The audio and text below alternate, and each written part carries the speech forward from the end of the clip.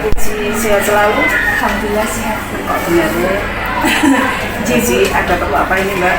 Ini Bu pada nyuwun izin dari yang kersanipun kelonggaran wekdal mewawancarai Ibu Bu. Siap. Terus Ibu Ya. terkait Ibu selama menjadi kepala sekolah di SD Kalibata ini Ibu, apakah Ibu menemukan kasus-kasus yang terkait dengan dilema etika? Yang terkait kasus dilema etika, sepertinya tidak ada Mbak, ya paling tipis-tipis, nggak begitu apa ya, nggak begitu berat. Artinya bisa terselesaikan dengan perdamaian, kekeluargaan, terjadi Pada dasarnya ada sedikit karena faktor-faktor miskomunikasi yang terjadi. Bolehkah Bu saya mengetahui bagaimana Ibu dalam mengidentifikasi kasus-kasus tersebut? Begini, Puji, begitu ada orang tua yang melaporkan berada, ya kita tidak menerima serta-merta mengiyakan informasi yang kita sampaikan. Kita cari sumbernya dulu, mengumpulkan data, mengumpulkan informasi dari warga sekolah yang kemungkinan tahu peristiwa itu duduk sebab dan salah. Cari informasi sama data gitu. Kasih Ibu, kalau boleh tahu nih, pripun caranya Ibu untuk mengambil atau menyelesaikan masalah tersebut? Caranya mengambil keputusan. Yang jelas, seperti tadi yang saya sampaikan, kita mencari informasi dari penyebab-penyebab permasalahan yang disampaikan itu, kemudian kita klarifikasikan dengan si pengadu itu, selanjutnya untuk kita cari solusi dan jalan keluarnya supaya semuanya tidak ada yang tersakiti dan tidak ada yang dirugikan. Secara umum gitu. Kalau boleh tahu Ibu, maksudnya sangat mungkin Ibu pun punya strategi lagi, mungkin atau langkah-langkah yang lebih terarah kan Bu, sesuai dengan kebijakan nilai-nilai, sesuai dengan nilai kebijakan. Dihubungkan dengan masalah kebijakan itu ya mestinya kalau diruntut diurutkan ya bisa saja seperti menentukan tadi yang saya sampaikan, siapa yang terlibat di dalamnya, mengumpulkan fakta, bukti, kemudian mencari titik temunya, sebabnya apa, benarnya di mana, salahnya di mana, kemudian baru kita bisa mengambil keputusan, bisa mengambil sikap untuk selanjutnya titik temu penyelesaian.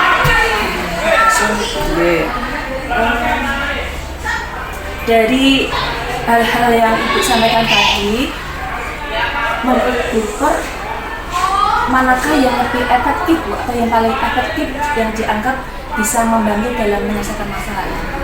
Komunikasi secara langsung, bukan komunikasi lewat WA ataupun komunikasi lewat telepon. Yang jelas kalau komunikasi langsung itu lebih efektif karena A jawab kita bisa nyauri, B jawab kita bisa nyari, berbeda kalau dengan WA ya. Dia jawab tak tinggal tunggu, dia jawab tinggal masa, akhirnya tidak selesai. Maka bagi saya komunikasi yang nyaman, yang efektif ya mempertemukan langsung dengan siapa-siapa yang terlibat.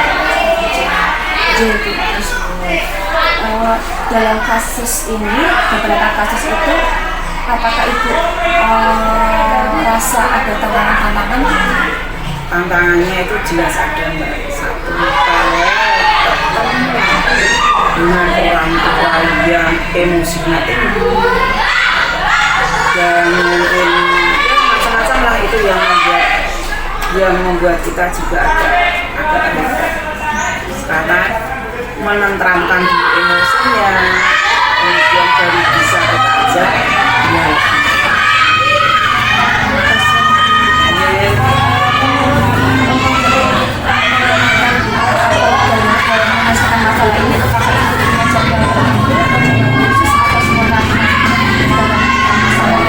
Kalau jadwal secara khusus tidak ya, karena masalah itu kan juga terjadinya juga tidak terjadwal. Masalah itu bisa datang kapan saja. Nah biasanya kalau masalah itu datang misalkan dari guru kelas yang melaporkan ini itu, kemudian kami komunikasikan dengan guru kelas kapan orang tuanya bisa mendatangkan, kita ajak untuk berdiskusi itu saja. Jadi tidak ada jadwal yang khusus. Spontanitas jadi beda. Ya, sesuai dengan masalah situasi itu.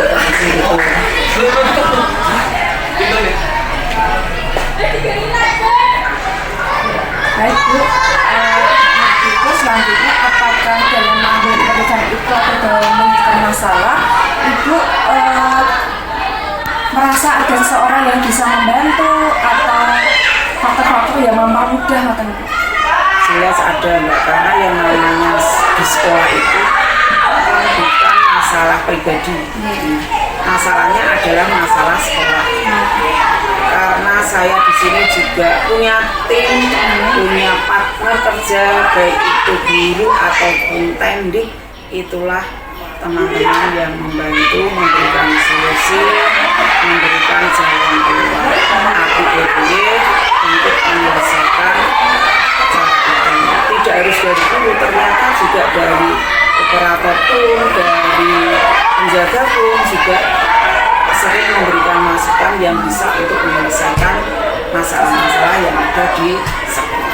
Jadi yang bisa dianggap seluruh warga sekolah tanpa terkecuali memandang itu penjaga ataupun tidak. Jadi semuanya bisa diajak berembuk memberikan solusi. Terima Ibu. Ibu ini ya terakhir siap. Apakah Ibu memiliki hal-hal yang dianggap sebagai pengalaman berharga atau yang bisa dipetik gitu Bu? Jelas semua dari peristiwa-peristiwa itu jelas ada. Artinya kita harus lebih berhati-hati menyampaikan sesuatu hal kepada siswa ataupun kepada orang tua, juga berpesan kepada bapak ibu guru demikian juga untuk lebih berhati-hati menyampaikan informasi ataupun menerima informasi terhadap masalah-masalah yang muncul di kelas ataupun yang akhirnya menjadi masalah di sekolah.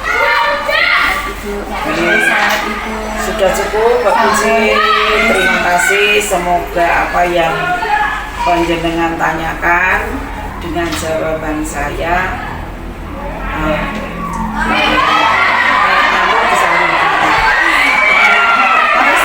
terima kasih Bu. Sukses selalu.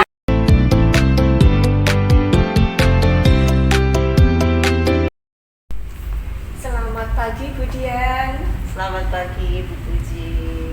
Apa kabar? Alhamdulillah baik. Bahagia selalu ya Bu. Wajib. Wajib. Semoga sehat dan bahagia selalu ya Bu Dian ya. Iya betul. Iya. Bu Dian, saya mohon izin untuk mencari sesuatu yang super wow dari Bu Dian sebagai kepala sekolah begitu, boleh Bu Dian? Boleh silakan Bu Puji. Begini Bu Dian, Bu Dian kan sudah lama menjadi kepala sekolah ya. Nah selama menjabat sebagai kepala sekolah, bagaimana Bu Dian itu dalam mengidentifikasi kasus-kasus yang terkait dengan dilema etika Bu Dian? Oh iya. Untuk dilema etika pastinya jika ada masalah di sekolah ya kita harus menganalisis dulu kasus tersebut itu termasuk benar melawan benar atau benar melawan salah. Apabila dalam kasus tersebut terjadilah sama-sama benar, maka baru itu kan bisa masuk dalam dilema etika ya Bu Puji ya. Begitu ya Bu Dia. Iya, Jadi betul. kita harus mengidentifikasi dulu, Iya. menganalisa dulu titik dari permasalahan tersebut ya. Betul. Baik, kemudian selama Ibu dalam proses pengambilan keputusan antara dua kasus yang sama-sama misalkan benar lawan benar, Iya. bagaimana Ibu cara Ibu mengambil keputusan dan menurut Ibu bijaksana? Ya, jadi jika menemui dilema etika seperti itu, pastinya yang paling utama kita lakukan yang seperti di awal ya, harus mengidentifikasi dulu masalah tersebut. Bagaimana caranya? Yaitu dengan kita mencari informasi Bu Puji. Informasi apakah betul itu benar-benar terjadi, kemudian siapa saja yang terlibat di dalamnya, dan pastinya jika nanti sudah mengidentifikasi, sudah dapat informasi, baru nanti kita sharing dengan melibatkan rekan sejawat juga untuk menemukan sebuah solusi. Oh, seperti Iya. itu ya Bu ya. Jadi tetap melibatkan rekan sejawat ya Bu ya. Iya, pasti. Rekan sejawat dalam ini Bapak Ibu guru yang dibina di Dewan Pembinaan Kemudian ya. Iya, jadi selain guru yang perlu dibina jika memang hal tersebut diperlukan, maka juga saya melibatkan rekan sejawat atau guru teknik yang lain, di mana terkadang kan kita dalam pengambilan keputusan itu kalau dari kepala sekolah sendiri takutnya nanti ada pihak yang dirugikan juga.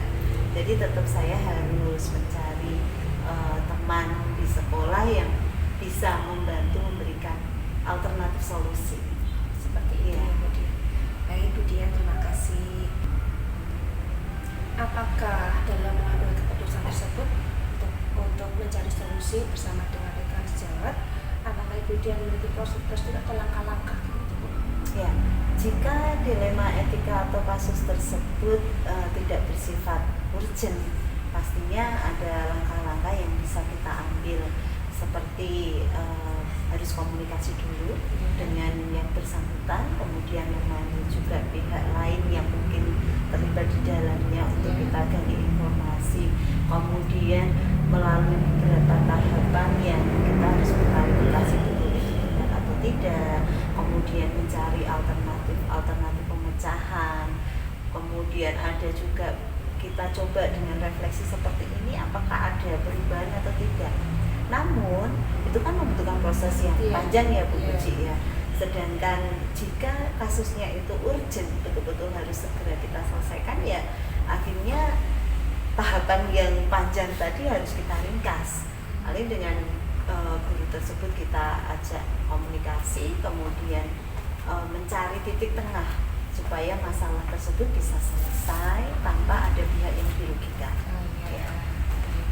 Luar biasa Bu Dian. Selanjutnya Bu Dian, bolehkah kita mengetahui kira-kira dalam hal tersebut ada tantangan-tantangan tidak Bu Dian? Pastinya. Ya, ada yang Bu ya. Pasti ada. Boleh tahu tidak Bu? Ya. Kita kasih kita tantangan-tantangan. Oke, jadi kalau ada masalah seperti itu kita sudah susah payah nih ya untuk mengambil keputusan saja sudah susah. Pastinya setelah keputusan diambil adalah timbul pro kontra di situ. Nah, untuk yang kontra ini tantangannya yang pasti kita harus bisa menyampaikan kepada semua pihak keputusannya adalah ini, kenapa mengambil keputusan ini, sudah pertimbangan A, B, C, D, diharapkan alternatif tersebut bisa menyelesaikan masalah, tapi ya pastinya tantangannya itu akan bisa terselesaikan dengan baik kalau ada komunikasi. Oh iya. Berarti tantangan itu akan diselesaikan dengan baik jika ada Komunikasi yang baik Kuncinya pula. komunikasi Betul, ya Bu ya. betul Oh iya, sekali. Bu Dian. Selanjutnya Bu Dian, begini Bu Dian, jika di tempat Bu Dian atau di lingkungan kerja Bu Dian itu ada kasus-kasus dilema etika seperti Iya. itu ya Bu ya. Apakah dalam menyelesaikan masalah itu perlu dijadwal atau spontanitas atau bagaimana? Ya, kalau yang secara terjadwal kami ada program di mana kita kan briefing ya briefing setiap 1 minggu sekali. Di dalam briefing itu memang ada refleksi-refleksi yang disampaikan oleh masing-masing guru. Jadi setiap guru menyampaikan ada masalah apa, baik masalah di kelas maupun secara keseluruhan masalah di sekolah, itu sudah ada jadwalnya dalam briefing. Namun jika memang ada yang bersifat urgent tadi tidak sesuai di jadwal, maka tetap harus bisa segera terselesaikan di luar jadwal itu. Ya. Berarti ada 2 alternatif Iya, ya Bu betul. ya. Yang pertama kalau memang sifatnya urgent langsung ya Bu Betul. ya, seketika itu diambil atau dimusyawarahkan. Iya. Tapi kalau untuk rutinitasnya tetap seminggu sekali ada Iya, briefing seperti betul. itu ya Bu ya, untuk pembinaan dan penginformasian. Iya. Baik Bu Dian. Dalam hal untuk pengambilan keputusan pasti ada faktor-faktor yang tadi bertentangan. Baliknya pun namanya dari bertentangan pasti akan yang mempermudah atau memberikan ibaratnya memberikan stimulus atau mempermudah seperti itu ya. Kira-kira faktor-faktor apa saja yang bisa mempermudah Bu Dian dalam mengambil keputusan itu? Ya, untuk faktor yang membantu saya mengambil keputusan, yang pertama tadi yang kita awal ngobrol ya, yaitu komunikasi. Kemudian yang kedua, kita bisa menjalin hubungan yang baik dengan rekan sejawat, baik guru maupun teknik di sekolah. Itu sih ya Bu Puji ya, bahkan jika diperlukan orang tua, komite itu juga pastinya. Betul. Jadi sini adalah menjalin relasi Ya. atau hubungan yang baik dengan guru, dengan seluruh anak sekolah, termasuk dengan komite dan orang tua Betul. siswa. Ya. Baik Bu Dian. Kalau boleh tahu nih Bu Dian, pengalaman apa yang didapatkan dari Bu Dian dari selama ini menangani kasus-kasus yang ada di sekolah Bu Dian? Ya, pengalaman tentang kasus di sekolah ya pastinya perlu keikhlasan. Keikhlasan. Di awal ya, di awal perlu keikhlasan, di mana pastinya setiap instansi ada masalah dari beberapa guru. Namun pengalaman berharga yang saya peroleh adalah apabila kita bisa menyelesaikan masalah dengan kepala dingin.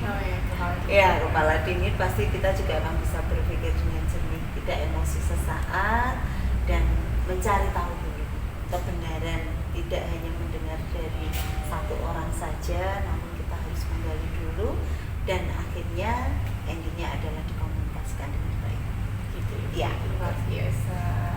Terima kasih Bu Dian untuk waktu kesempatannya pagi ini ya Bu Dian. Iya, sukses selalu, bahagia selalu. Bu Puji juga ya, sukses selalu, bahagia selalu Bu Puji. Terima kasih Bu Dian. Sama-sama.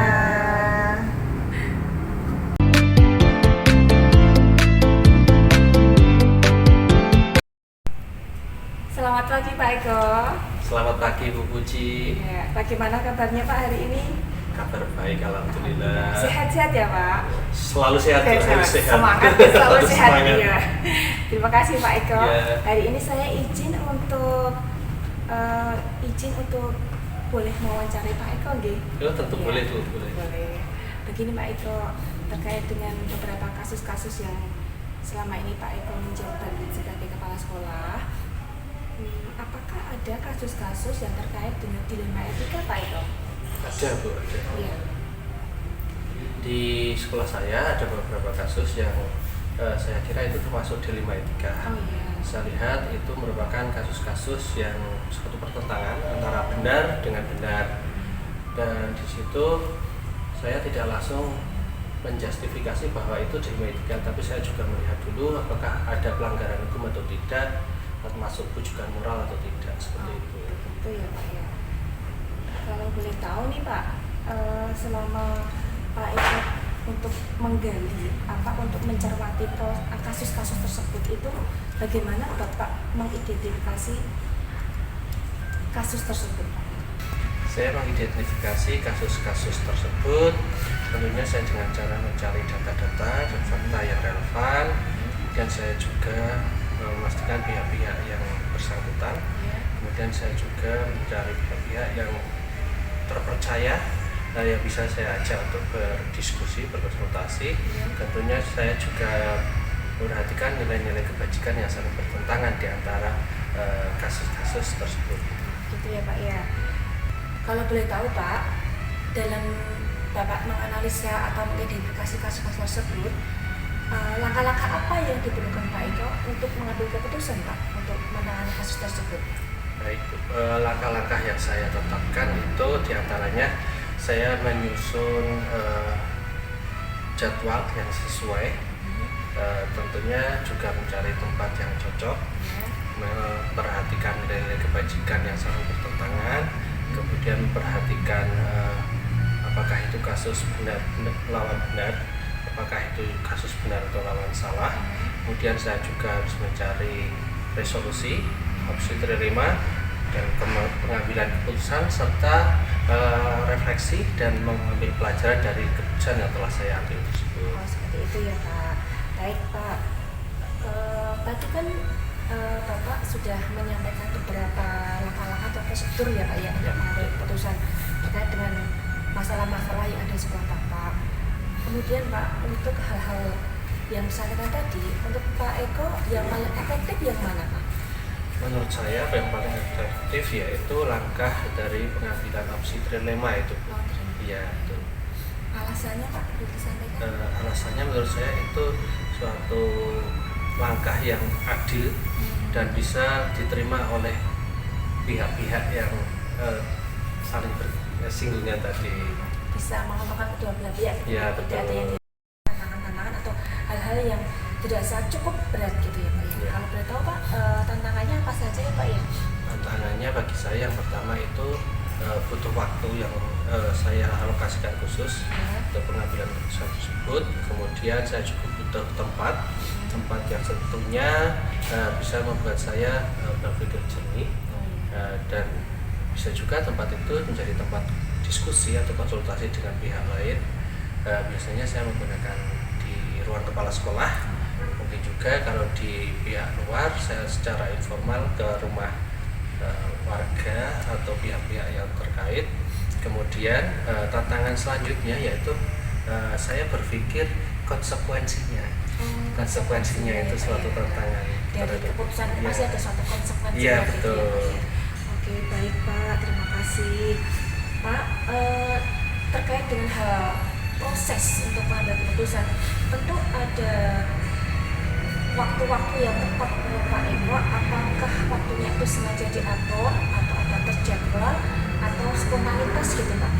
Baik, untuk waktu tentunya saya tidak spontanitas. Saya selalu mengambil jeda sejenak, kemudian saya menentukan jadwal, tetapi secara sederhana untuk pengambilan keputusan apakah siang, nanti sore, ataukah besok atau kapan, itu saya buat jadwal sendiri. Kemudian dari jadwal tersebut saya juga memastikan bahwa di saat saya ingin mengambil keputusan tidak ada kegiatan-kegiatan lain yang saling bertabrakan waktunya, seperti itu. Jadi tidak mengganggu jam mengajar Bapak Ibu guru, Seperti Pak itu, ya. ya. Semua terasa dengan baik ya Pak ya. Ya, betul sekali. Baik Pak. Kalau tadi saya sempat menanyakan tantangan-tantangan atau hal-hal yang dirasa cukup berat ya Pak ya. Ya. Tapi ini sebaliknya Pak, kalau boleh tahu nih Pak, ada seseorang yang bisa membantu Bapak atau seseorang yang bisa memberikan kemudahan dalam proses pengambilan keputusan itu Pak, yang bisa membantu atau hal-hal yang mempermudah Pak Eko dalam mengambil keputusan itu Pak? Baik, hal-hal yang bisa mempermudah diantaranya adanya atasan tentunya, pengawas sekolah yang bisa saya jadikan pihak untuk berkonsultasi. Kemudian di sekolah ada guru senior. Kemudian saya juga kadang itu mengajak ngobrol dengan anak-anak. Anak-anak itu saya ajak ngobrol, kadang saya panggil ke ruang kepala sekolah, kadang saya di halaman sambil bermain dengan anak-anak, ngobrol santai. Itu juga faktor-faktor yang mendukung itu warga sekitar welcome sekali.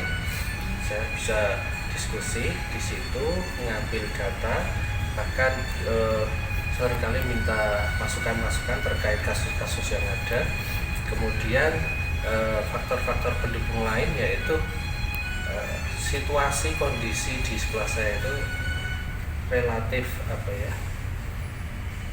mudah untuk dikendalikan, alias orang-orangnya komunikatif seperti itu.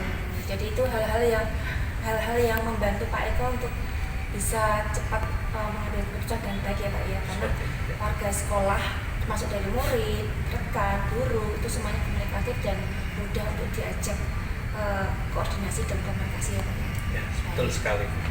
Baik Pak Eko, boleh nih Pak yang terakhir Pak diberikan hal-hal yang menurut Pak Eko pembelajaran apa atau pengalaman apa yang menarik dalam hal ini Pak terkait dengan Pak Eko sebagai kepala sekolah, sebagai pemimpin sekolah dalam menyelesaikan kasus-kasus dilema ini Pak.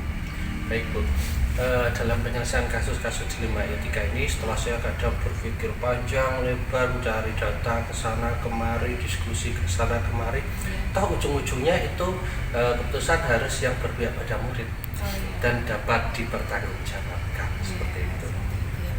Jadi intinya pengalaman Pak Eko atau hal yang menarik, semua kasus jangan sampai merugikan murid ya, harus berpihak kepada murid seperti itu Pak ya. Jadi kebanyakan ini kasusnya terkait dengan siswa ya Pak ya, yang di sekolah ya Pak ya. Banyaknya berkaitan dengan siswa sumbernya. Baik Pak Eko, terima kasih atas waktu yang telah diberikan kepada saya untuk pagi ini. Sukses selalu. Baik Bu Puji, sama-sama sukses selalu juga untuk Puji. Terima kasih Pak Eko. Assalamualaikum warahmatullahi wabarakatuh. Waalaikumsalam warahmatullahi wabarakatuh.